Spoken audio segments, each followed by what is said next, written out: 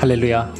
예, 우리 같이 함께 찬양하겠습니다. 찬송가 29장입니다. 찬송가 29장 성도여 다 함께라는 찬양 같이 함께 찬양하고 우리 수요예배 시작하도록 하겠습니다.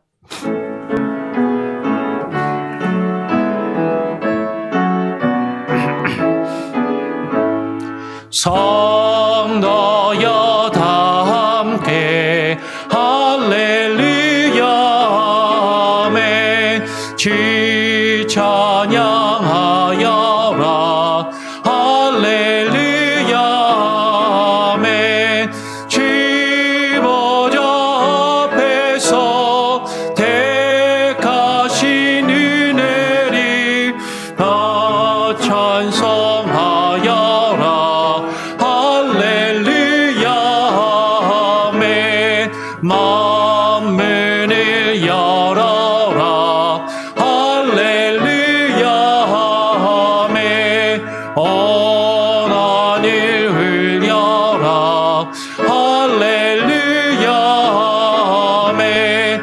인도자 되시며 친구가 되신 주 그 사랑 깨닫나 할렐루야 아멘. 주 찬양하여라 할렐루야 아멘. 찬양은 끝없다 할렐루야 아멘. 거룩한 집에서 은총 드리며 늘 찬송 부르자 할렐루야 아멘. 잠시 기도하겠습니다. 하나님 감사합니다. 오늘 또 수요일 저녁을 우리에게 허락하여 주시고 주님 전에 나와 함께 이 저녁 시간 사도신경을 통하여 우리의 신앙의 고백과 우리의 믿음의 고백의 내용이 무엇인지를 같이 나누며 묵상하고 우리가 한 마음으로 하나 된 신앙의 고백을 나눌 수 있는 귀한 은혜를 주심에 감사합니다. 하나님, 올 연말까지 우리가 사도신경의 내용을 한 구절 한 구절 살펴보며 묵상할 때 하나님 우리에게 깨달음을 주시고 그 말씀을 통하여 하나님 정말로 우리가 무엇을 믿고 고백하는지 입술로만 하나님 읊조리는 자가 되지 아니하게 하시고 우리의 마음과 삶으로 그 신앙의 고백을 이루어갈 수 있는 귀한 은혜가 이루어지게 하여 주시옵소서. 오늘 이 저녁 시간 피곤한 몸과 또 마음을 이끌고 나온 성도들 하나님 위로하시고 힘을 주시고 복을 주시며 하늘의 신령한 복으로 하나님 충만하게 부어주셔서 하나님의 말씀을 함께 나누며 듣고 배울 때 하나님 기쁨이 있게 하시고 감사가 넘치는 귀한 시간이 되게 하여 주시옵소서. 이 시간을 온 성도들이 함께 기억하게 하시고 더 많은 성도들이 함께 모여 주의 말씀을 듣고 배우기에 힘쓰게 하여 주시고 하나님 이 시간 함께하지 못하는 이들 온라인으로 이 시간에 함께 하시는 분들과 또 이후에 함께할 이들에게도 동일한 은혜와 사랑으로 허락하여 주시옵소서. 감사하며 거룩하신 예수 그리스도의 이름으로 기도합니다. 아멘. 우리 사도신경을 함께 신앙 고백하고 다시 한번 우리 수요 사도신경 강해를 시작하도록 하겠습니다. 전능하사 천지를 만드신 하나님 아버지를 내가 믿사오며 그 외아들 우리 주 예수 그리스도를 믿사오니 이는 성령으로 잉태하사 동정녀 마리아에게 나시고 본디오 빌라도에게 고난을 받으사 십자가에 못 박혀 죽으시고 장사한 지 사흘 만에 죽은 자 가운데서 다시 살아나시며 하늘에 오르사 전능하신 하나님 우편에 앉아 계시다가 저리로서 산자와 죽은 자를 심판하러 오시리라. 성령을 믿사오며 거룩한 공예와 성도가 서로 교통하는 것과 죄를 사하여 주시는 것과 몸이 다시 사는 것과 영원히 사는 것을 믿사옵나이다. 아멘. 네. 오늘은 사도신경 강의 18번째 시간입니다. 우리가 무엇을 믿는가 함께 사도신경을 함께 나누면서 오늘은 성도가 서로 교통하는 것을 믿사오며라는 그 부분, 성도의 교통에 대해서 우리가 같이 함께 나누기를 원합니다. 성경 말씀 한 군데를 같이 한번 보고 나누겠습니다. 고린도 후서 13장 11절부터 13절까지 말씀을 읽겠습니다. 제가 11절을 읽으면 12절, 13절을 같이 한 목소리로 읽겠습니다. 고린도 후서 3장 11절을 제가 읽고요. 12절, 13절 같이 읽겠습니다. 마지막으로 말하노니 형제들아 기뻐하라. 온전하게 되며 위로를 받으며 마음을 같이하며 평안할지어다. 또 사랑과 평강의 하나님이 너희와 함께 계시리라. 거룩하게 입맞춤으로 서로 문안하라. 모든 성도가 너희에게 문안하느니라. 주 예수 그리스도의 은혜와 하나님의 사랑과 성령의 교통하심이 너희 무리와 함께 있을지어다. 아멘. 여러분, 우리는 사도신경을 통해서 성도가 서로 교통하는 것을 믿는다라고 그렇게 고백을 합니다. 그렇죠? 이 성도가 서로 교통한다라고 할 때 이 교통한다라는 말은 이 교통한다라는 말은요. 잠시만요. 네. 교제한다라는 말과 같은 뜻입니다. 이 시간에는 같이 우리가 누가 그렇다면 성도이고 성도가 서로 교통하는 것 혹은 서로 교제한다라는 것이 무슨 뜻인지 함께 나누고자 합니다. 여러분, 교제의 축복이 무엇이라고 생각을 하십니까? 제가 나눠드린 프린터블에 보면 예화를 하나 간단하게 소개를 하고 있는데요. 인도의 유명한 신비주의 기독교 선교사 중에 썬다싱이라는 사람이 있어요. 아마 들어보신 분도 계실 겁니다. 그의 기독교 신앙과 교리는 성경 말씀보다는 어떤 신비주의적이고 어떤 영적인 체험과 경험을 중요시하는 그런 신비주의를 추구하였기 때문에 사실 우리 개혁주의 신학의 입장에서 보면 분명히 좀 문제가 있는 것은 분명합니다. 그러나 그의 삶과 선교사로서의 그의 헌신적인 어떤 일생은 많은 사람들에게 잘 알려져 있고 그리고 많은 감동을 주는 그런 일들이 있죠. 그 중에 한 예화를 소개하면 이 썬다싱이 이제 선교를 하기 위해서 이제 인도 전역을 누비고 다니면서 선교, 그리고 인도 위에 있는 네팔까지, 그렇죠? 우리 얼마 전에 우리 올해 오셨던 조중현 선교사님이 네팔 선교사님이시잖아요. 그 네팔이 히말라야 산맥 그 아래쪽에 있는데 그 히말라야 산맥을 넘어서 네팔에 전도를 나섰을 때 한 친구와 함께 그 히말라야 산을 이제 넘어가게 되었습니다. 근데 겨울에 길이 너무나도 험한 그 길을 가는데 그 히말라야 산맥을 넘다가 중간에 그 길가에 추위에 쓰러져서 있는 그런 행인 한 사람을 발견하게 되었어요.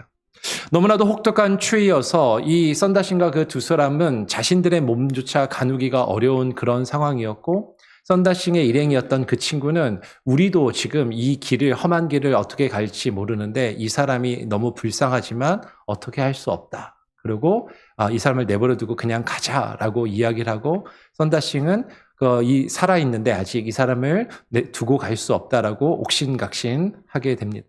그러다가 이 썬다싱은 자신과 그 다투던 그 친구를 그러면 먼저 가라고, 혼자 가라고 그렇게 그 친구를 보내고 이제 길가에 쓰러져 있는 그 사람을 들쳐 업고서 이제 힘들게 그 산을 이제 넘어가는 것이죠.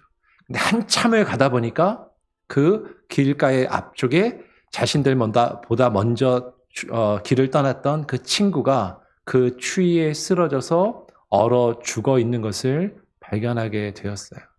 그런데 이 썬다싱은 그 행인을 업고서 힘들게 걸어가면서 계속 땀을 흘리고 그리고 그 두 사람이 함께 그 온기가 서로 전달되면서 그 둘이 힘들게 그 산을 넘었지만 얼어 죽지 않고 무사히 그 히말라야 산을 넘어서 목적하였던 곳에 도착하였다라는 그런 감동적인 그런 일화가 있어요. 그럼 함께 길을 걸어가며 서로를 격려하고 돌아볼 수 있다는 것.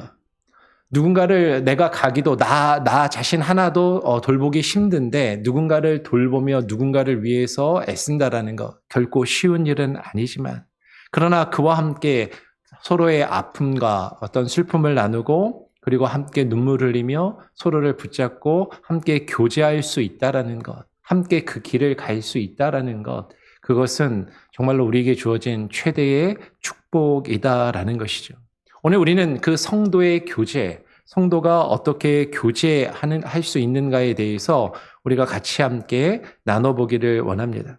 일단은 사도신경에서 우리가 성도가 교통한다라고 이야기할 때 성도란 과연 누구를 말하는가를 우리가 같이 한번 살펴보고 그리고 이 성도의 개념을 누군가 성도이고 성도가 서로 교통한다는 것이 무엇인지 같이 이어서 함께 나눠보기를 원해요. 우리말로 성도라고 이야기하면 이건 이제 한자 말이죠. 한자 말로 거룩할 성 혹은 성스러울 성자에 무리 도자를 씁니다. 그래서 거룩한 무리 혹은 성스러운 무리, 성스러운 사람들의 모임을 가리켜 성도라고 이야기를 하는 것이죠. 우리말 성경에서 성도라고 번역되고 있는 원어 단어가 4가지가 있어요. 성경에서 보면 4가지의 단어가 우리말로 성도라고 그렇게 번역이 되고 있습니다. 첫 번째는 히브리어 하시드라는 단어거든요. 이 하시드라는 말은 원래는 그 뜻은 형용사로 경건한이라는 뜻입니다. 경건한. 근데 이 경건한이라는 말이 하시드가 거의 명사로 쓰이고 복수로 하시딤이라는 말로 쓰이고 이것이 성도, 영어로는 saint라고 그렇게 일반적으로 번역이 되는 말이에요. 이 말은 사무엘하 22장 26절에 보면 자비한 자라고 그렇게 번역을 하고 있고 시편 4편 3절이나 12편 1편, 32편 6절 등에서는 경건한 자라고 그렇게 번역이 됩니다. 그래서 자비로운 자, 자비한 자, 경건한 자 이렇게 번역이 되니까 성스럽고 거룩하고 경건하고 자비한 자들로 번역이 된 이 의미 때문에 그들의 행위에 상당히 주목을 하기가 쉽죠. 실제로 유대인들 중에 예수님 당시 혹은 예수님보다 조금 이른 시기에 자신들을 하시드라고 부르는 그러는 유대인 종파가 생길 정도로 이 하시딤이란 사람들의 무리는 아주 독특한 그런 표현인 것이죠. 그런데 이 하시드라는 이 말이 원래 어원이 어디서 왔냐면 하나님의 자비하심이라고 보통 번역이 되는 헤세드라는 말을 많이 들어보셨죠? 그 헤세드에서 어원이 나온 거예요. 그래서 이 하시드라는 것은 단순히 인격적으로 우수하고 경건하고 어떤 그 사람의 성품이 뛰어나다라는 그것을 강조하기보다는 하나님의 택하심과 하나님의 은혜를 받은 사람이라는 그런 의미가 오히려 그 안에 담겨 있고 그것이 강조되어야 한다라는 것이죠. 그래서 사무엘상 2장 9절, 역대하 6장 41절이나 시편 30편 4절 등의 여러 성경 구절들이나 혹은 잠언 2장 8절들은 하나님을 공경하는 사람들이라고 그렇게 번역합니다. 성경 구절들은 제가 나눠드린 프린트물에 다 적어놨으니까 집에 가서 한번 조금 시간 되실 때 천천히 한번 찾아보시면 좋을 것 같아요. 물론 도덕적으로 어떤 이 사람들의 경건주의를 추구하는 사람들이 자신들을 하시드라고 그렇게 이야기를 했었고 분명히 이들의 어떤 성도라는 표현 가운데 도덕적인 요소가 포함되어서 경건한 사람들을 성도라고 부른 것으로 지금 여겨지는 부분들이 분명히 있는 것이죠. 그럼에도 시편 85편 8절 등 구약성경 전체를 걸쳐서 살펴보게 되면 이 하시드라는 이 성도라는 말은 하나님의 백성과 거의 동의어로 사용되고 있는 것을 일부 어떤 특별한 사람들만을 이야기하는 것이 아니라 하나님의 백성을 가리켜 이 성도, 하시드라는 단어가 사용되고 있는 것을 보게 됩니다. 두 번째로 우리말로 성도라고 번역되고 있는 히브리어 단어가 카도시라는 말이거든요. 이 카도시는 말 그대로 그냥 거룩한이라는 뜻이에요. 그러니까 첫 번째 하시드가 경건한이란 뜻인데 성도로 번역이 되고 이 카도시는 말 그대로 거룩한이라는 형용사인데 관사랑 같이 해서 이제 명사처럼 성도로 보통 그렇게 번역이 되는 것이죠. 이 카도시라는 말의 기본적인 개념은 하나님을 위해서 구별된 자들, 하나님을 예배하기 위해서, 하나님께 제사 드리기 위해서 구별된 자들을 가리켜 이 카도시라는 단어를 쓰게 되는 것을 보게 됩니다. 신명기 33장 3절이나 시편 16편 3절, 34편 9절, 다니엘서 8장 24절 등에서 이 말은 거룩한 백성, 이스라엘을 가리켜서 그렇게 이제 사용되는 것을 보게 되죠. 세 번째로는 성도로 또 번역되는 단어가 아람어예요. 여러분, 구약 성경이 쓰여져 있는 언어가 히브리어하고 아람어거든요. 이제 대부분 다 히브리어로 쓰여 있는데 이 다니엘서 같은 경우에는 다니엘이 이제 바벨론의 포로로 끌려가잖아요. 그러니까 바벨론에서 사용하던 언어가 아람어였거든요. 그래서 이제 다니엘서의 일부 내용들은 아람어로 쓰여 있는 부분들이 있습니다. 그래서 그 아람어로 쓰여 있는 부분에서 특히 다니엘서 7장 18절에서 27절의 내용을 보면 거룩한 자를 뜻하는 아람어로 사실은 히브리어로 카도시랑 거의 같은 말이죠. 카디시 그 글자 모양도 같습니다. 왜냐하면 나중에 히브리어가 아람어 글자를 차용해서 썼기 때문에 글자 모양은 같은데 약간의 문법이나 읽는 법이나 그런 게 좀 아람어랑 히브리어랑 좀 다르거든요. 하여튼 글자 모양은 거의 같은데 다른 언어예요. 어쨌든 그냥 보면 똑같아 보이지만 카디시라는 이 말은 아람어 형용사로 성도라고 번역이 됩니다.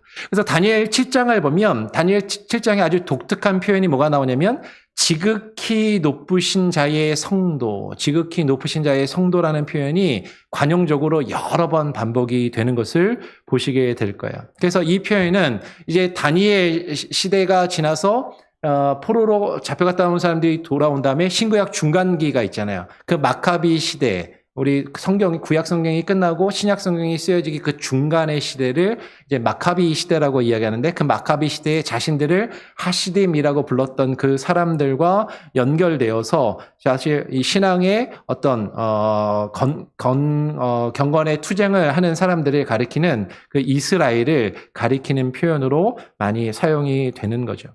그러다가 이제 신약에 오게 되면 신약 성경은 헬라어로 쓰여 있는데 헬라어로는 하기오스라는 단어가 이제 성도라고 그렇게 번역이 됩니다. 헬라어 하기오스도 이제 거룩한이라는 그런 형용사거든요. 그 사람에게 사용되면서 명사로 취급되고 성도로 번역이 되었어요.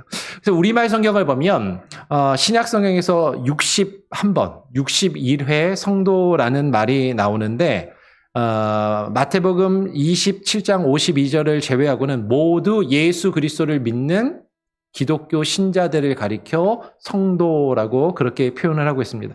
마태복음 27장 52절은 어떤 구절이냐면 예수님이 십자가에 죽으시는 그 순간에 무덤에서 잠자던 성도들이 많이 일어났다라는 표현이 나오거든요. 이게 약간 난외 구절이에요. 이 무덤에서 잠자던 자들이 죽은 자들을 이야기하는 것 같은데 이게 사실 이해하기 쉽지 않잖아요. 무덤에서 잠자던 성도가 어디까지를 이야기하는 것인가 해석하기에 따라서는 구약의 성도들까지도 포함할 수도 있기 때문에 하여튼 정확하게 누구를 이야기하는지 마태복음 27장 52절은 조금 애매하지만 나머지 60번은 다 예수 그리스도를 믿는 교회의 성도들을 가리켜 신자들을 가리켜 성도로 그렇게 표현을 하고 있는 것이죠.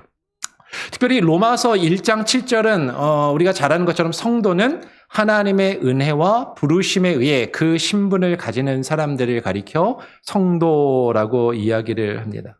그래서 이 성도라는 말이 영어로는 saint잖아요. saint. 이 saint라는 말을 보통 뭐라고 번역하냐면 성인이라고 번역을 하거든요. 성인. 우리 영어로도 saint 그러면 성인이라고 그러잖아요. 근데 이 성인이 덕이 높은 사람을 부르는 어떤 동양의 성인 개념, 어떤 동양에서 성인을 이야기할 때 뭐 공자나 맹자나 석가나 이런 어떤 성인들을 뭐 세계 4대 성인 뭐 이렇게 이야기할 때 예수님까지 껴가지고 뭐 이렇게 이야기를 하는 그런 성인의 개념하고는 사실은 좀 다른 것을 이야기하는 것이죠. 물론 하나님과의 관계는 성도의 삶이 하나님의 뜻과 그 인격에 합치된다라는 그 관념이 분명히 잠재되어 있고 그들의 인품이나 성품이 높다, 어떤 그런 것을 추구한다라는 것을 분명히 담고 있지만 단순히 어떤 인격적으로 상당히 높은 수준에 이른 사람을 가리키면서 성도라고 이야기하는 것은 아니다라는 것이에요.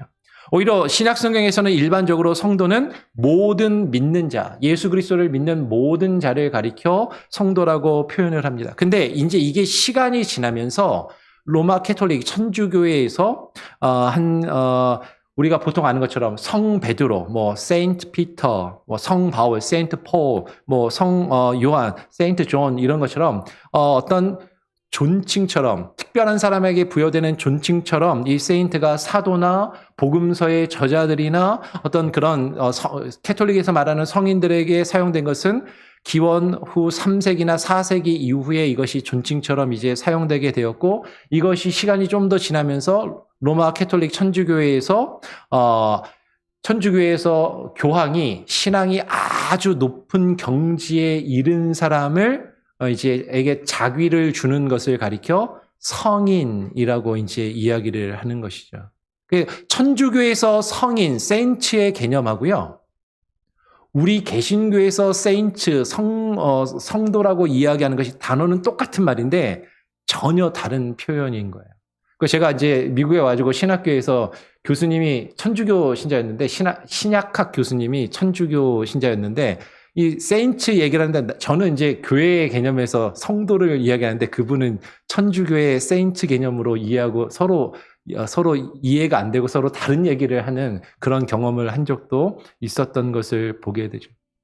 그러니까 천주교에서 성도라고 이야기할 때 천주교는요 아무나 성도가 아닌 거예요. 우리 표현으로 하면 아무나 성도가 아니라 아주 신앙의 높은 경지에 이른, 그래서 교황이 인정해주고 교황에게 자기를 받은 사람만이 성도가 되는 거죠. 얼마 전에 한국에서 또 성인 그 밑에가 뭐라 그러죠?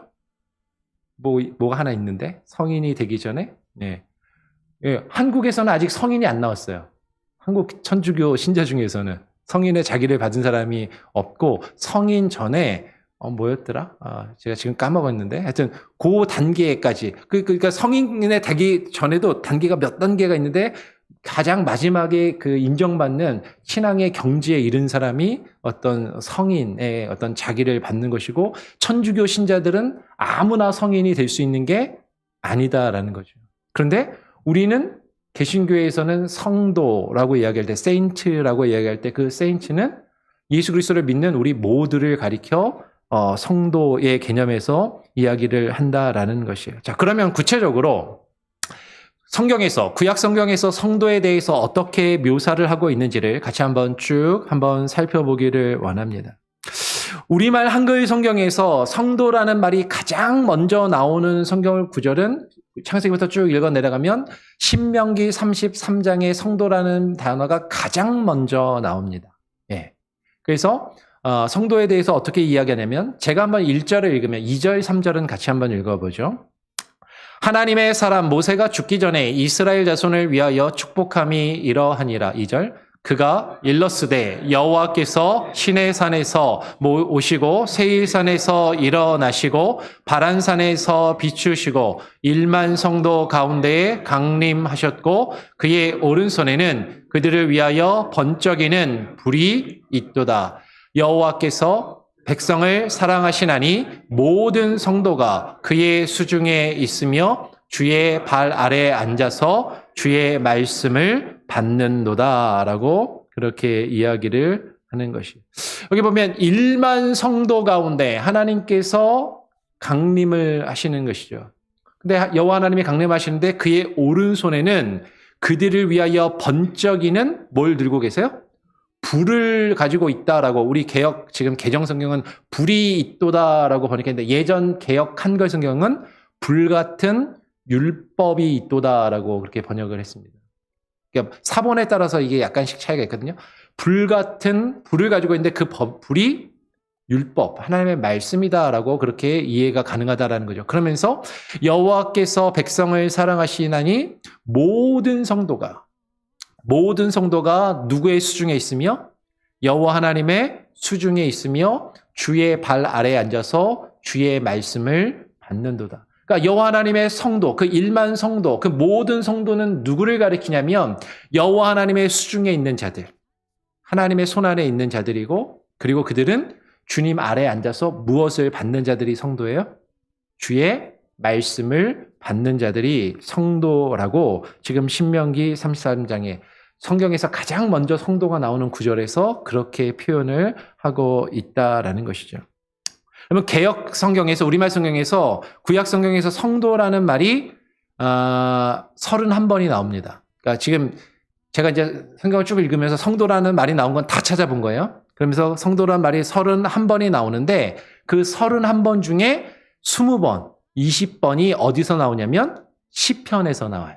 성도라는 표현이 가장 많이 나오는 것이 구약 성경 중에 시편에서 나옵니다.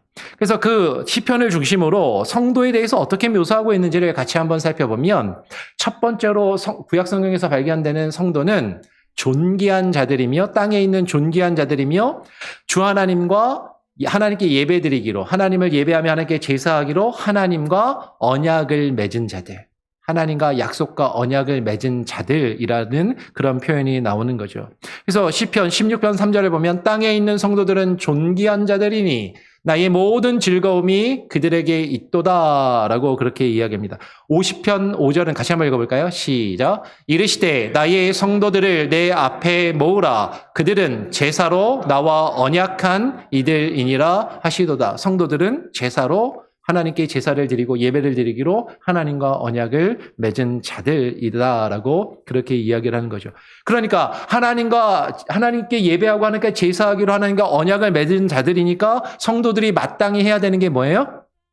그 주의 성도들은 주 하나님을 찬송하고 즐거이 주님을 외치며 주님께 노래하고 주님께 영광을 올려드려야 하는 그런 자들이다라는 거죠. 그러니까 시편에 그래서 성도가 가장 많이 나오는 거예요. 하나님께 예배해야 되는 자들이고 하나님께 영광을 올려드려야 되는 자들이니까 성도가 시편에 가장 많이 나오는 거죠.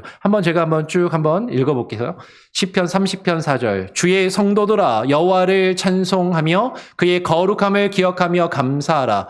132편 9절. 주의 제사장들은 의를 옷 입고 주의 성도들은 즐거이 외칠지어다. 132편 16절. 내가 그 제사장들에게 구원을 옷 입히리니 그 성도들은 즐거이 외치리로다. 여호와여 주께서 지으신 모든 것이 주께 감사하며 주의 성도들이 주를 송축하리이다 라고 이야기합니다. 좀 더 읽어볼까요? 148편 14절. 그가 그의 백성의 뿔을 높이셨으니 그는 모든 성도 곧 그를 가까이 하는 백성 이스라엘 자손의 찬양받을 이시로다. 할렐루야. 모든 성도가 누구냐면 곧 그를 가까이 하는 백성, 그 이스라엘 자손, 그리고 하나님을 찬양하는 사람들이다라는 거죠.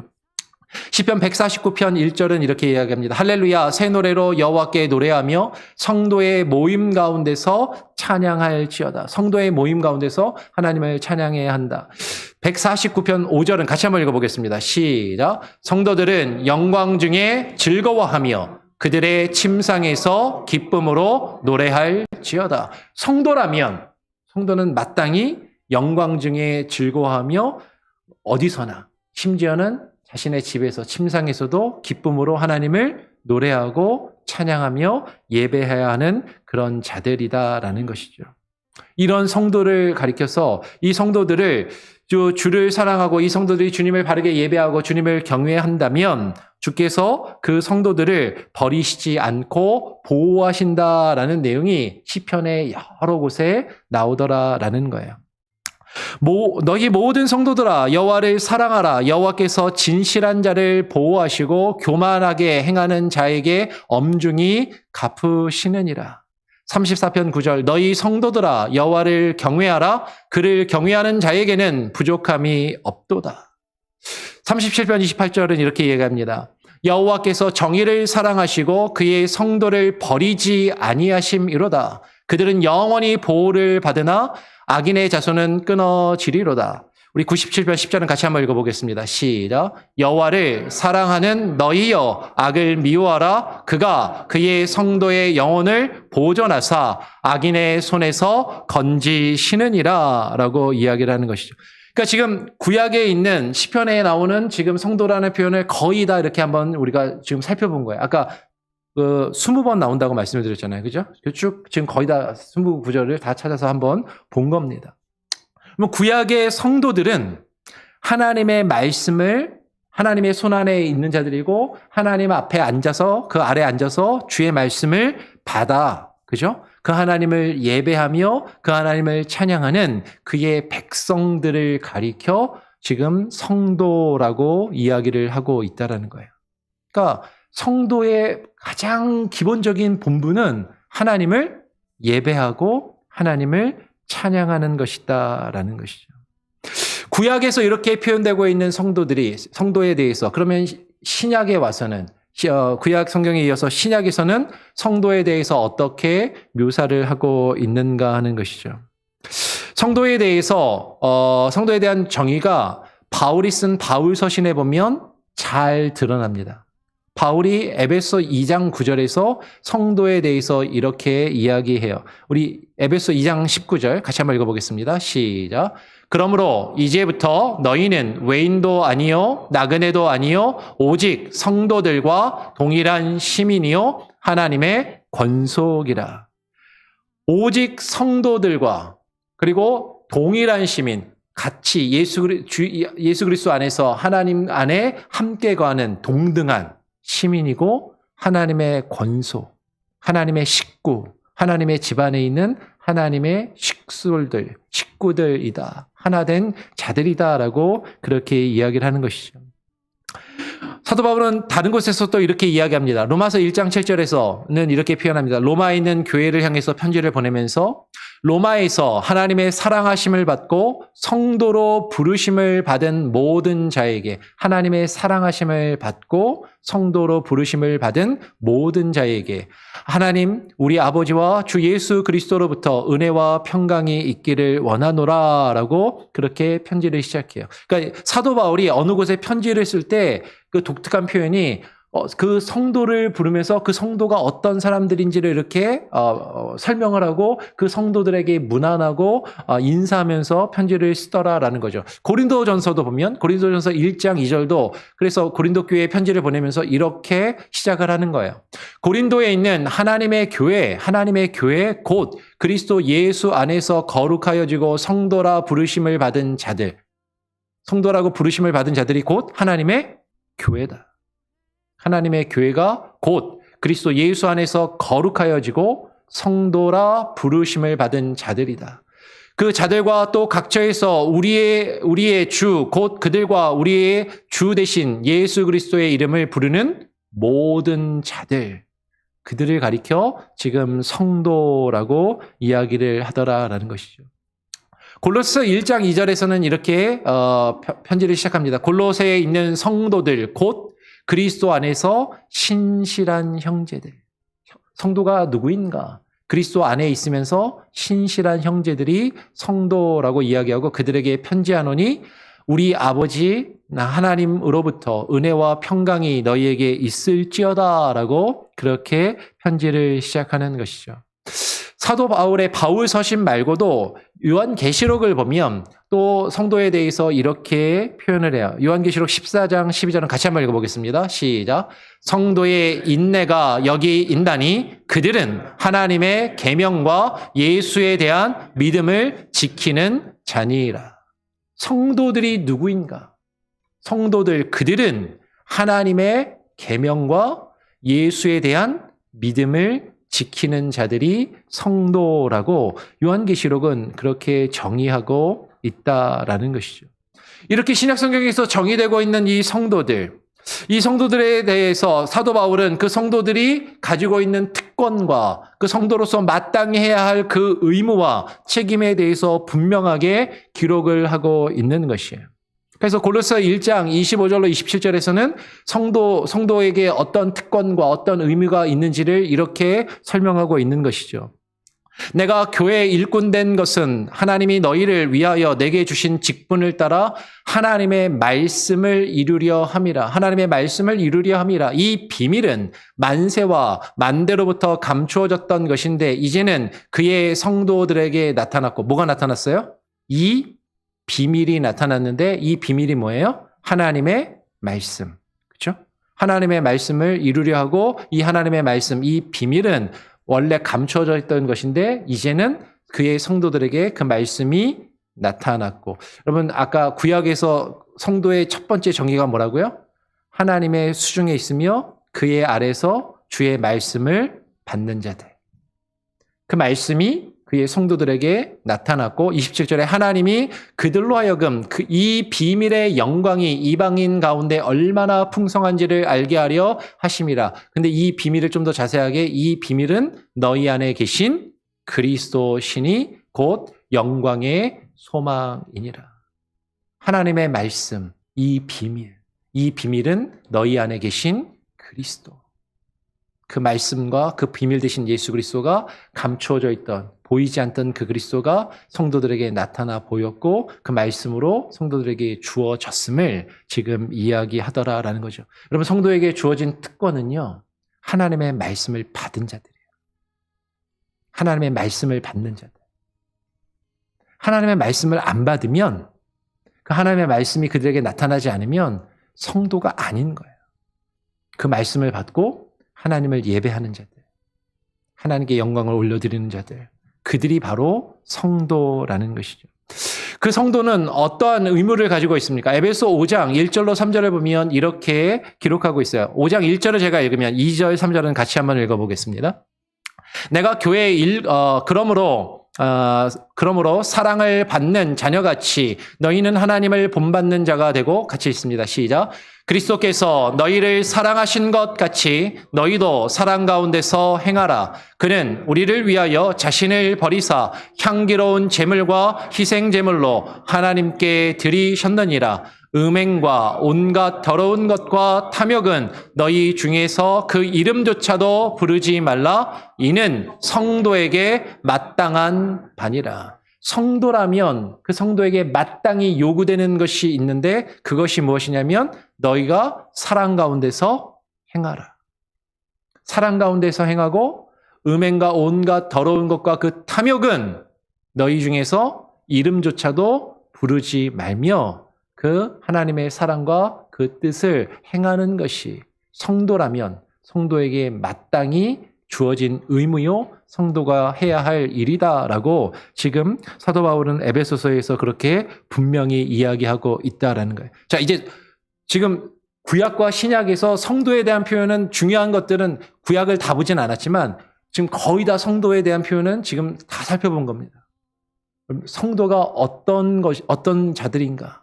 하나님의 백성이요, 주의 말씀을 받고 그 말씀 안에서 하나님을 예배하며 하나님께 영광을 올려드리고 찬양하며 하나님의 뜻을 행하고 그 사랑 가운데서 행하는 자들이 성도라는 거죠.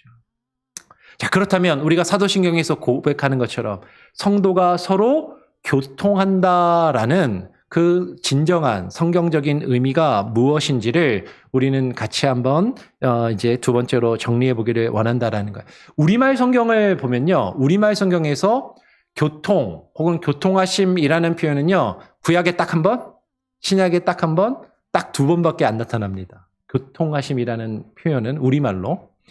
구약 성경에서 교통하심이라는 표현이 나오는 곳은 잠언 3장 32절 33절에 유일하게 나와요. 제가 한번 읽어보죠. 대저 패역한 자는 여호와께서 미워하시나 정직한 자에게는 그의 교통하심이 있으며 악인의 집에는 여호와의 저주가 있거니와 의인의 집에는 복이 있느니라.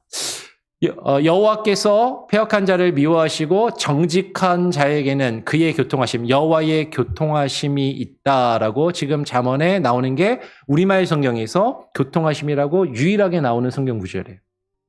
그러면 신약 성경에서 교통하심이라는 표현이 유일하게 나오는 성경은 그 아래에 있는 고린도후서 13장 13절, 아까 우리가 처음 시작하면서 읽었던 그 구절이 유일한 신약 성경에 나오는 교통하심이라는 표현이 나오는 표현입니다. 같이 한번 읽어볼까요? 고린도후서 13장 13절 시작. 주 예수 그리스도의 은혜와 하나님의 사랑과 성령의 교통하심이 너희 무리와 함께 있을지어다. 이거 어디서 많이 듣은 거죠? 매 예배 시간마다 예배 마칠 때 제가 보통 목회자들이 축도로 사용하는 표현이 바로 이 표현인 거죠. 우리 주 예수 그리스도의 은혜와 하나님의 사랑과 성령의 교통하심이 너희와 함께 있을지어다. 사도 바울이 처음 시작할 때는 성도가 누구인지를 이야기하고 그 성도에게 이러이러한 내용의 교훈과 말씀을 쭉 편지로 쓴 다음에 그 편지의 맨 마지막 부분에서 끝맺는 인사말로는 이렇게 너희에게 그 은혜와 평강이 또 혹은 지금 여기 있는 것처럼 그 성령의 교통하심이 너희와 함께 있을지어다. 여기서 말하는 너희 무리는 성도를 이야기하는 것이죠. 지금 교통하심이 지금 성경에 딱 2번 나오는데 구약에서는 그의 교통하심이니까 여호와의 교통하심이고 신약에서는 딱 한 번 나오는데 성령의 교통하심이에요. 근데 우리는 사도신경에서 뭘 고백하냐면 성도가 서로 교통하는 것과 여호와의 교통하심, 성령의 교통하심. 그러면 이게 지금 성령의 교통하심이라는 게 우리가 사도신경에서 말하는 그걸 얘기하는 건가? 지금 여기서 말하는 성령의 교통하심이 성령이 왔다 갔다 하신다는 건가 지금? 성령이 우리에게 왔다 갔다 교통하신다는 건가? 아니면 성령 안에서 성령을 따라서 우리가 교통한다라는 건가? 이제 한번 좀 고민하고 생각해 볼 필요가 있는 것이죠. 성령의 교통하심이 무엇인가?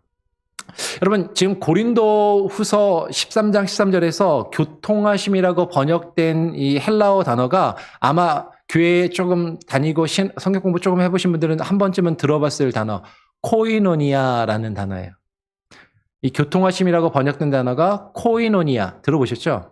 코이노니아라는 단어고 이 코이노니아라는 단어는 교통하심으로 지금 이렇게 번역이 되기도 하지만 성경에 더 많은 경우에는 교통하심보다 친교나 사귐이라고 사실은 더 많이 번역이 되고 있는 단어가 이 코이노니아라는 단어죠. 한번 대표적인 구절 몇 군데만 한번 보겠습니다.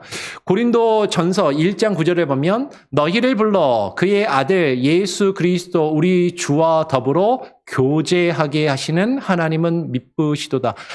우리 주와 더불어 교제하게 하시는 할 때 이 교제가 코이노니아의 이제 그 목적격으로 코이노니안 이렇게 돼 있거든요. 코이노니안. 어미만 좀 변한 거예요. 코이노니아하고 같은 말이에요. 그러니까 우리 주와 더불어 교제하게 하시는 이거를 사실 우리 주와 더불어 교통하게 하시는 이렇게도 이해할 수 있는 거죠. 그렇죠?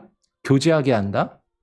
요한일서 1장 3절에서는 이렇게 이야기합니다. 우리가 보고 들은 바를 너희에게 전함은 너희로 우리와 사귐이 있게 하려 함이니 우리의 사귐은 아버지와 그의 아들 예수 그리스도와 더불어 누림이라. 여기서 너희로 우리와 지금 이 편지를 쓰고 있는 사도 요한으로 여겨지는 지금 너희와 우리가 사귐이 있게 한다 할 때 이 사귐에도 코이노니아의 이제 목적인 코이노니안 사귐이 주격으로는 코이노니아라는 똑같은 단어가 지금 쓰이고 있다라는 것이에요.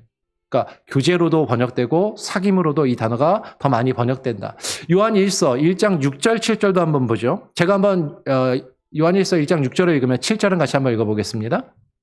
만일 우리가 하나님과 사귐이 있다 하고 어둠에 행하면 거짓말을 하고 진리를 행하지 아니함이거니와 7절 그가 빛 가운데 계신 것 같이 우리도 그 빛 가운데 행하면 우리가 서로 사귐이 있고 그 아들 예수의 피가 우리를 모든 죄에서 깨끗하게 하실 것이요 라고 해요. 그러니까 지금 사실은 코이노니아라는 단어를 많은 성도들이 교통하심이라고 딱 알기보다는 코이노니아 하면 성도의 교제, 성도의 사귐. 이제 우리가 사실 이제 그렇게 더 익숙한 표현이고 단어다라는 거죠. 이 코이노니아라는 단어가 신약 성경에 19번 나오거든요. 얼마 안 되니까 사실 이제 다 찾아서 같이 한번 이제 볼 수가 있는 거죠. 그 19번 나오는 코이노니아라는 단어가 신약 성경에서 어떻게 사용되고 있는지를 보면 성도의 교제가 무엇을 이야기하는지 우리는 분명하게 이해할 수 있다라는 거예요. 가장 먼저 코이노니아라는 이 말은요. 성찬 예식에 사용됩니다. 성찬 예식 가운데 사용되어서 하나님과 성도의 교제, 하나님과 우리가 서로 교제하고 교통하는 것, 그리고 성찬을 통해서 성도와 성도가 서로 교통하는 그것을 가리킬 때 이 성찬의 예식과 더불어서 이 교제 혹은 참예함이라고 그렇게 번역이 돼요. 한번 보죠. 사도행전 2장 42절에 그들이 사도의 가르침을 받아 서로 교제하고 떡을 떼며 오로지 기도하기를 심쓰니라 할 때 여기서 교제하고에 어떤 단어가 쓰였냐면 코이노니아라는 그 단어가 그대로 쓰이고 있다라는 거예요. 고린도전서 10장 16절을 보면 우리가 축복하는 바 축복의 자는 그리스도의 피에 참여함이 아니냐. 예전 성경에는 참예함이 아니냐 그랬는데 참예나 참여나 이 참여함이 지금 코이노니아라는 단어예요. 참여함이 아니며 우리가 떼는 떡은 그리스도의 몸에 참여함이 아니냐. 이때 참여한다라고 할 때 무슨 단어가 쓰였냐면 코이노니아. 아까 얘기했던 교통하고 교제하는 것. 여러분 우리가 성찬 예식을 통해서 그리스도의 피를 마시고 그리스도의 몸을 마시는 것을 통해서 하나님과 우리가 무엇을 이루게 되냐면 교통하는 거예요. 하나님과 우리가 그 신비한 교통과 교제 가운데 들어가는 거죠. 예수 그리스도께서 내 안에 들어오시는 내 안에 계시는 그 신비함을 경험하고 우리가 하나님 안에 거하는 그 신비한 교통. 그리고 주님의 피를 함께 나누어 마시고 주님의 몸을 함께 먹음으로 우리가 같이 우리 식구라고 그러잖아요. 아까 성도를 가리킬 때 하나님의 권속이라고 할 때 그리스도의 피와 그리스도의 살을 함께 먹는 식인종이 아니고요. 주님의 몸과 살과 피를 함께 나누는 형제들. 그것에 참여하는 것. 성찬을 통해서 그것에 참여하는 것. 그것이 성도가 하나님과 누리는 교통함이고 교제를 이야기한다라는 것이죠. 빌립보서 3장 10절을 보면 10절부터 12절까지를 보면 이렇게 이야기합니다. 우리 빌립보서 3장 10절은 같이 한번 읽어보죠. 11절 12절은 제가 읽겠습니다. 시작.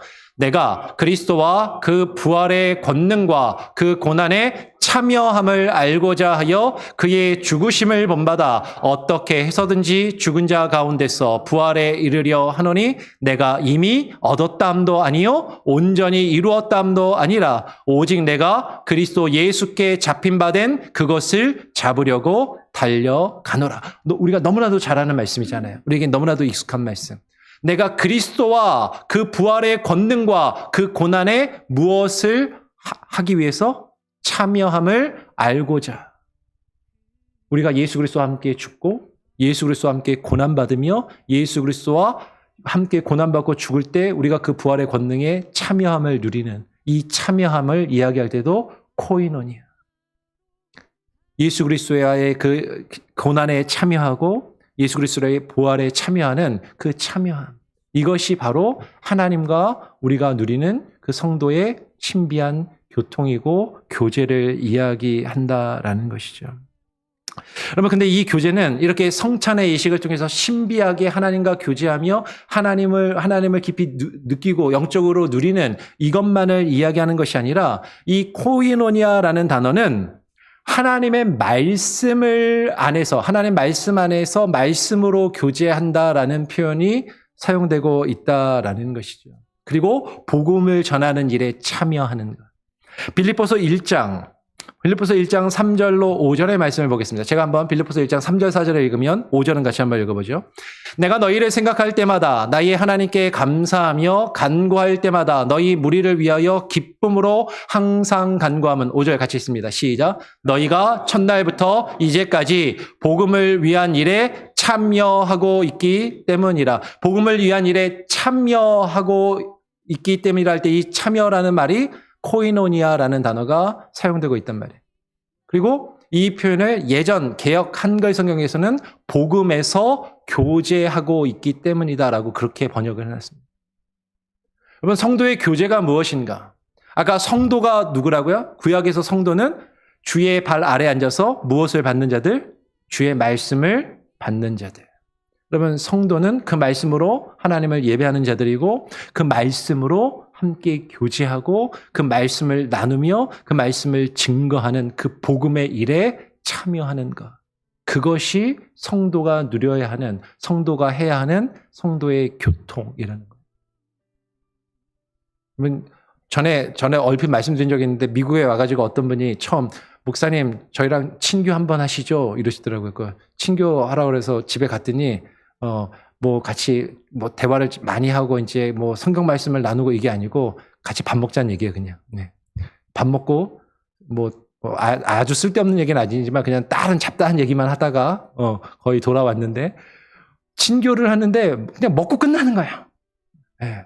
교회에서 많은 분들이 친교하자 그러면 나 오늘 이번 주에 친교 당번이야 친교 당번. 그럼 식사 당번이라는 얘기잖아요. 근데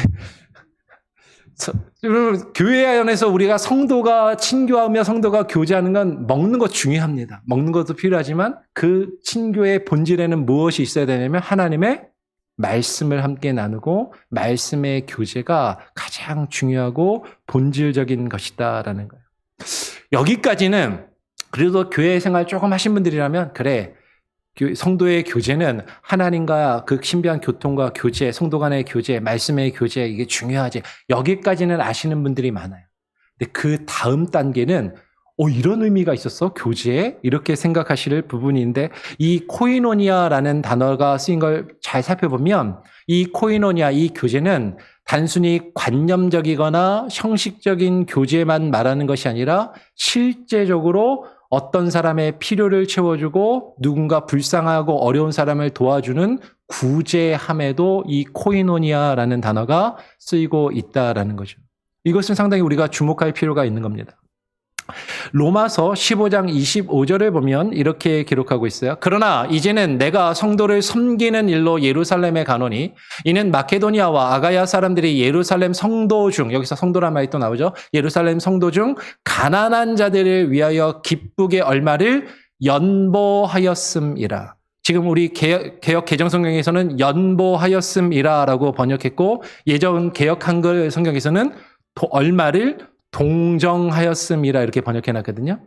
근데 연보라고 번역되고 있는 예전 성경에서는 동정하였다라고 번역되고 있는 이 단어가 코이노니아를 했다라고 이야기하는 거예요. 똑같은 단어라는 거죠. 가난한 자들을 위해서 물질을 내어서 그들을 돕는 것. 이것이 성도가 해야 하는 구체적인 교제의 모습에 해당이 되더라라는 겁니다. 로마서 15장에만 이렇게 한 번 나오는 게 아니고 고린도 후서 9장 11절에서 14절에서도 이렇게 이야기를 하더라라는 거죠. 고린도 후서 9장 11절부터 제가 읽어봅니다. 너희가 모든 일에 넉넉하여 너그럽게 연보를 하면 여기서는 다른 단어를 썼어요.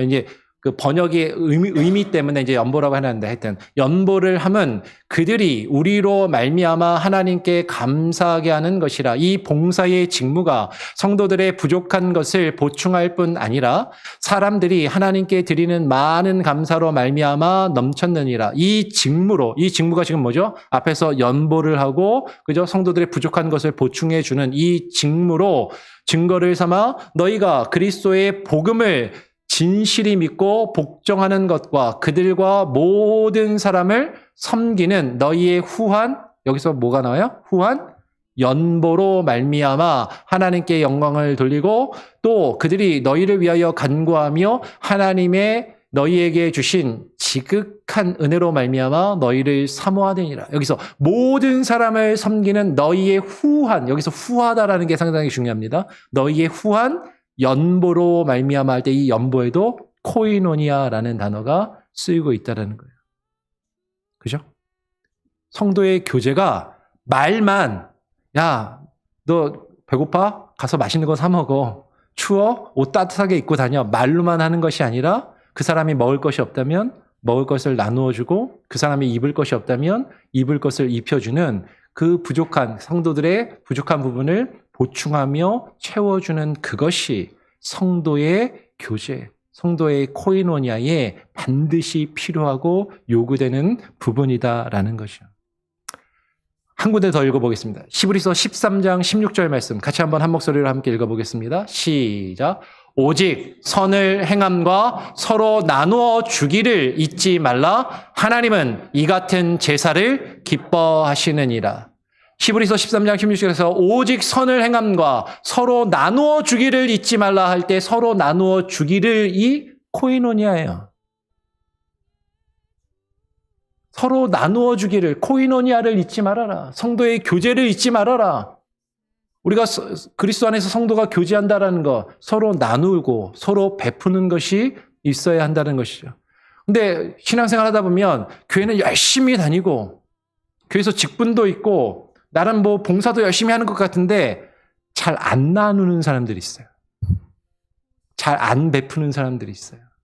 성도의 교제를 제대로 하고 있는 게 아니다라는 거예요. 우리가 나에게 주어진 역량 안에서 서로 나누어 주기를 잊지 말고 행해야 하는 것이죠. 하나님은 무엇을 기뻐하신다? 이 같은 제사를 기뻐하시는, 이 같은 제사가 뭡니까? 서로 나누어 주는 것. 여러분, 이게 하나님께 제사 드리는 것이고 이것이 하나님을 예배하는 것이고 하나님이 이러한 제사와 이러한 예배를 하나님이 기뻐하신다. 여러분, 예배는 일주일에 한 번 주일날 1시간 여기 앉아서 의자에 앉아가지고 성가대가 찬양 무슨 찬양하나 목사가 설교 잘하나 듣고 보는 것이 예배가 아니라 예배는 우리의 삶을 나누어 주는 것, 서로 나누기를 힘쓰는 것, 그것이 예배이고 이 같은 제사와 예배를 하나님이 기뻐하신다라고 그렇게 이야기를 하는 거예요. 여러분, 성도가 교제한다면, 성도가 서로 교통한다면 마음을 같이하여 겸손하게, 그러니까 다른 사람을 돌보기를 힘써야만 한다라는 것이죠. 우리 마지막으로 빌립보서 2장 1절로 4절의 말씀을 같이 한번 보죠. 빌립보서 2장 1절은 이렇게 이야기합니다. 그러므로 그리스도 안에 무슨 권면이나 사랑의 무슨 위로나 성령의 무슨 교제나 긍휼이나 자비가 있거든. 성령의 무슨 교제, 이때도 무슨 단어가 쓰였어요? 코이노니아라는 단어가 쓰였어요. 이 성령의 무슨 교제나 긍휼이나 자비가 너희에게 있다면 너희에게 어떤 모습이 필요하다? 2절부터 같이 한번 읽어봅니다. 시작. 마음을 같이하여 같은 사랑을 가지고 뜻을 합하여 한 마음을 품어 아무 일에든지 다툼이나 허영으로 하지 말고 오직 겸손한 마음으로 각각 자기보다 남을 낮게 여기고 각각 자기의 일을 돌아볼 뿐더러 또한 각각 다른 사람들의 일을 돌보아 나의 기쁨을 충만하게 하라. 이게 성령의 교제가 충만한 자들이 가져야 하는, 성령의 교제가 이루어지는 자들이 가져야 하는 그 모습이다라는 거죠. 여러분, 성령의 교통하심을 우리가 축복하잖아요. 아까 처음에 읽었던 그 내용. 목사가 축도를 딱 하면은 우리 구주 예수 그리스도의 무한하신 은혜와 아버지 하나님의 사랑과 성령의 교통하심이 다른 사람은 다 필요 없고 하나님하고 나하고만 이렇게 교통이, 하나님이 나에게 뭔가 성령을 충만하게 부어주시기를 우리는 그렇게 바라면서 그 축도를 혹시 듣고 있습니까? 목사가 이렇게 손을 내밀고 기도하면 마치 목사 손에서 뭐라도 이렇게 앞으로 막 나가는 것처럼, 여러분, 이 손을 들고 기도하는 건 여러분들을 향해서 손을 내밀고 기도하는 게 아니라 그렇게 기도하시는 분들이 간혹 계시거든요. 목사님들이 축도할 때 성도들을 향해서 손을 내밀고 축도한다고. 근데 이 손을 드는 건 원래 유대인들의 기도의 전통에 따라서 누구를 향해서 손을 드는 거냐면 아버지 하나님께 손을 들고 아버지 하나님께 간구하는 거예요. 아버지 하나님께 맡긴다라는 의미에서 손을 들고 기도하는 그 유대인들의 전통에서 이 축도할 때 손을 들고 기도하는 그것이 이어진 겁니다. 이게 목사가 무슨 영적인 권능을 가지고 성도들 앞에 막 이렇게 뭔가를 이렇게 막 쏘아 내미는 그런 의미에서 이렇게 앞으로 내밀고 손을 드는 게 아니라 하나님을 향하여 그 축복을 구하며 간구하는 것이에요. 근데 그 성도의 성령의 교통하심이 우리 가운데 있기를 구할 때, 그러면 그 성령의 교통하심을 우리 안에 있다면 지금 우리가 읽은 2절부터 4절까지의 이런 모습이 우리에게 충만하기를, 그런 모습이 우리에게 가득하기를 축복하고 기도하고 간구하는 거예요. 여러분, 마지막으로 우리 처음에 읽었던 고린도후서 13장 11절로 13절 말씀을 이제 제가 11절 다시 한번 읽으면 12절 13절 같이 읽고 마치겠습니다. 그러므로 마지막으로 말하노니 형제들아 기뻐하라, 온전하게 되며 위로를 받으며 마음을 같이하며 평안할지어다. 또 사랑과 평강의 하나님이 너희와 함께 계시리라. 거룩하게 입맞춤으로 서로 문안하라. 12, 13절 같이 있습니다. 시작. 모든 성도가 너희에게 문안하느니라. 주 예수 그리스도의 은혜와 하나님의 사랑과 성령의 교통하심이 너희 무리와 함께 있을지어다. 여러분, 앞으로 예배 시간마다 이렇게 제가 마지막에 축도할 때요, 그 축도의 의미가 그 성령의 교통하심이 우리 안에 가득하기를 여러분 간구하시고 바라시고, 그 의미가 무엇인지를 깨달아 그것을 깊이 묵상하며 그 뜻을 이루어 갈 수 있는 저와 여러분, 우리 교회가 될 수 있기를 다시 한번 축원하고 축복합니다. 아멘. 예, 우리 같이 함께 찬양하고 그리고 함께 한번 기도하고 마치죠. 찬송가 455장입니다. 주님의 마음을 본받는 자, 함께 찬양하고요. 그리고 함께 한번 기도하고 마치겠습니다. 455장.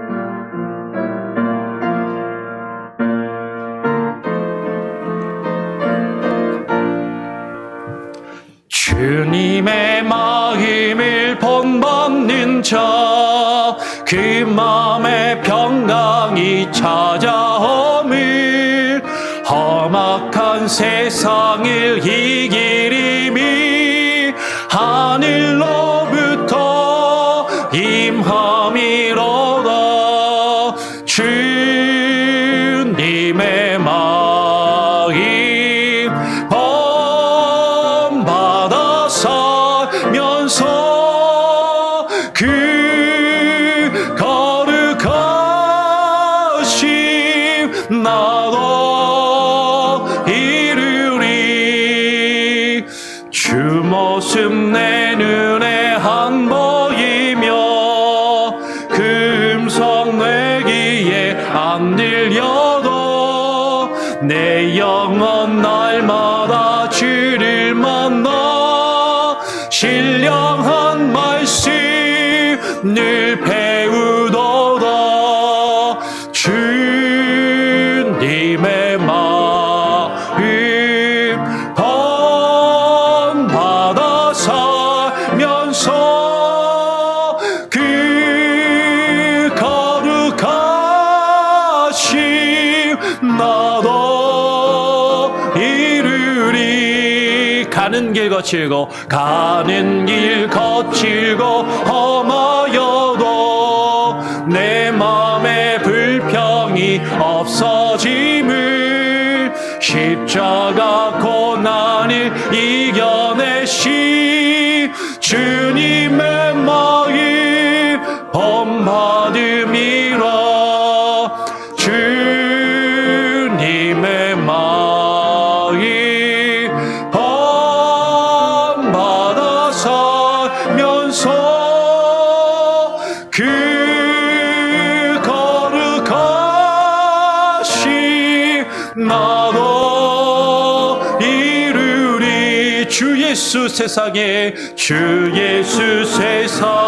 다시 오시 그날엔 무성도 변화하여 주님의 빛나는 그 영상을 다 함께 보며 주 찬양하리. 주님의 마음 본받아 살면서 그 거룩하심 나도 이루리. 여러분, 우리가 함께 오늘 나눈 내용을 기억하시면서 저와 여러분이 하나님의 성도로 부름받은 사람이라는 것을 꼭 기억하시고 깨닫고 그 은혜를 누리시길 바랍니다. 천주교회가 이야기하는 것처럼 어떤 높은 신앙의 경지에 이른 몇몇 사람들에게만 그 성도의 칭호가 주어지는 것이 아니라, 성인의 칭호가 주어지는 것이 아니라, 우리가 성도요, 우리가 하나님의 거룩한 백성으로 그 하나님의 거룩하심을 본받게 하시고, 그것을 위하여 하나님께서 우리에게 주신 그 말씀을 받고 그 말씀을 붙들고 하나님께 영광과 찬양으로 예배하며 제사하는 그런 모습, 근데 우리가 하나님께 드릴 그 제사와 예배는 정말로 우리가 예수 그리스도와의 그 신비한 연합을 누리며 말씀으로 우리가 서로 교제하며 그리고 우리가 서로를 돌보며 서로에게 베풀고 나누는 것임을 하나님 오늘 듣고 배웠사오니 그러한 충만한 성도의 교통과 교제가 함께하게 하여 주시옵소서. 우리 짧게 한번 1, 2분 뜨겁게 함께 기도하고요. 제가 마무리 기도하고 우리 사도신경으로 마치도록 하겠습니다. 합심해서 함께 기도합니다. 아버지 하나님 감사합니다. 오늘 이 시간에 하나님 성도의 교통하심을 하나님 우리가 믿는다라고 고백하며 그 성도의 교통이 무엇인지 성도가 누구이며 하나님의 성도가 마땅히 해야 할 그 교통하심이 무엇인지 하나님 오늘 우리가 함께 나누고 함께 하나님 배웠습니다. 사오니 하나님 그 말씀을 깨닫게 하여 주시고 그 말씀 안에 하나님 우리가 거하게 하여 주시고 참된 믿음과 사랑의 교제가 하나님의 성도의 교제와 교통함이 하나님의 주님 안에서 온전히 이루어지게 하여 주옵소서. 하나님의 성찬의 예식과 하나님의 예배를 통하여 우리가 주님을 온전히 영화롭게 하며 하나님께 영광을 올려드리게 하여 주시고 아버지 하나님의 말씀의 교제가 충만하게 하여 주시고 아버지 하나님 우리가 형식적으로만 교제하는 것 아니요 우리의 삶을 함께 나누며 우리보다 어렵고 힘든 이들을 함께 나누며 돕는 그러한 교제가 하나님 그러한 교통이 하나님 우리 가운데 있게 하여 주시옵소서. 아버지 하나님의 성도가 마땅히 이루어야 할 그 코이노니아가 무엇인지 하나님 우리가 알게 하여 주시고 깨달아 알게 하여 주시고 참된 코이노니아 참된 성도의 교제와 성도의 교통이 우리의 삶 가운데 우리의 교회 안에서 충만히 이루어지는 우리의 교회가 되게 하여 주시옵소서. 주만을 바라보기를 원합니다. 주와 함께 하나님의 동행하기를 소원합니다. 그 충만한 은혜와 교제를 하나님 우리가 허락하여 주시고 부어 주시옵소서. 하나님 아버지 감사합니다. 오늘 이 수요일 저녁에 우리가 함께 모여 하나님의 말씀을 하나님 사도신경 강해를 통하여 나누었습니다. 하나님 우리가 성도로 주님께 부름받은 자들이요 성도가 누구인지를 분명히 알게 하시고 그 성도로서 마땅히 우리가 행해야 할 가져야 할 그 교제와 교통하심이 하나님 우리의 삶 가운데 하나님 우리의 예배 가운데 하나님 우리의 교회 가운데 충만하게 하여 주시옵소서. 연말연시를 맞이하여서 또 우리 교회가 어렵고 힘들고 하나님 외로운 이들 하나님은 특별히 고아원에 있는 어린 아이들과 영혼들을 또 섬기며 돌보며 베풀고 나누기를 원하오니 하나님의 그 일에 온 성도들이 함께 마음을 모으게 하시고 하나님 우리 교회가 그와 같은 일들을 충만히 이루는 성도의 교제가 우리의 교회 가운데 풍성하게 열매 맺게 하여 주시옵소서. 오늘 하루의 삶도 하나님 함께 하셨음에 감사하고 오늘 이 밤에 편안한 쉼과 안락함을 주시고 돌아가는 걸음도 안전하게 지켜주실 줄 간절히 바라고 소원하오며 거룩하신 예수 그리스도의 이름으로 기도합니다. 아멘. 우리 사도신경으로 마치겠습니다.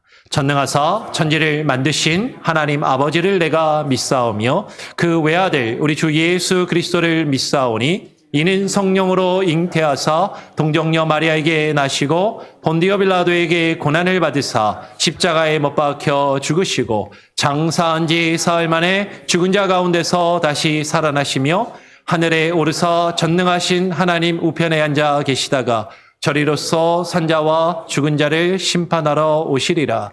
성령을 믿사오며 거룩한 공예와 성도가 서로 교통하는 것과 죄를 사하여 주시는 것과 몸이 다시 사는 것과 영원히 사는 것을 믿사옵나이다. 아멘.